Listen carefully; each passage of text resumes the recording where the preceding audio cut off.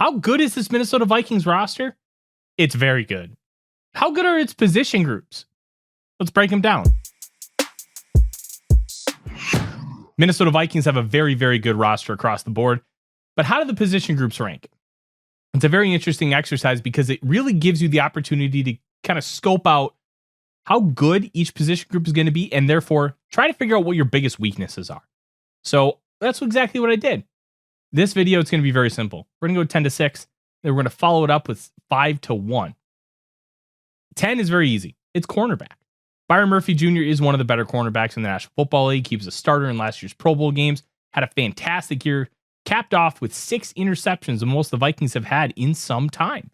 But even with all of that, there's a lot of question marks.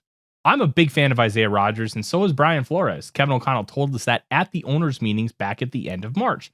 But the big thing with Isaiah Rodgers, he's very small, 5'10", 180 plus pounds, and he's an outside-only cornerback. He's not a slot guy. So there are going to be a lot of questions whether or not he can really be the guy. Mekhi Blackman's got a knee issue, tore his ACL at the first day of training camp last year, missed the entire season. He's cleared, but how effective is he going to be in his third season now? His second actually on the field. Then you have Jeff Okudah, third overall pick from 2019, who just has never panned out. How good can this corner group be? Who knows? But at the end of the day, it might be a talented group, but it's got a lot of questions. And at a weak link position, not something you love. Why there's some Jalen Ramsey rumors still percolating. 9 is quarterback. And that may surprise a lot of people because of how high people are on JJ McCarthy. And I'm high on him too. But here are the facts. McCarthy's never played a single snap in the National Football League in the regular season. And Sam Howell, his only season as a starter, was an abject disaster. So how do you parse that out? Until we get a little bit more certainty at quarterback, it's going to rank low because McCarthy is still a variable. And variables are dangerous in the sport of football. They can also be humongous positives. He needs to do something. But as I wrote in my piece for A to Z Sports, he could easily bring this group into the top 5 by November with a strong start. So not all hope is lost here. It's very simple. Just go out there and prove it. Number 8 is linebacker. Blake Cashman, very good. Ivan Pace, good. You have 2 pretty good starters. The depth, relatively questionable. But the big thing here is if they get injured, the play deteriorates significantly. And if the play deteriorates like that, well, that's kind of rough for the position group as a whole. Cashman missed 3 games last year. Vikings went 1-2 in those games. Ivan Pace also missed some time with a hamstring injury. Remember, he kind of got collapsed on. That was a rough one too, but it wasn't quite as rough as Cashman.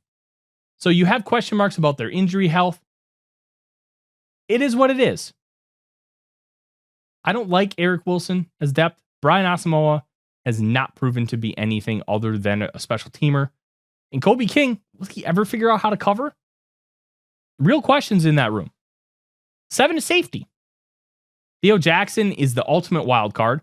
In flashes last year, he was great. Even got the game-ending interception against the Seattle Seahawks. He also played less than 100 defensive snaps last year, despite being the 4th safety on a 3-safety defense. Why wasn't he getting snaps? Well, let's just be real. Brian Flores didn't want to take his 3 guys off the field. That's the why.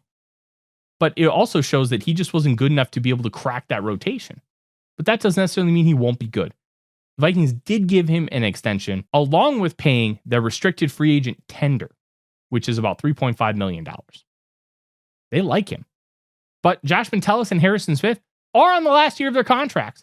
That's a problem. If you have those guys on the last years of their deal, ooh, buddy, that's a rough one, especially for the future. And if one of those guys gets hurt, you're talking about Jay Ward, who really hasn't done much of anything yet. 6 is running back. Jordan Mason, very good. Aaron Jones, very good. Can they stay healthy? I don't know.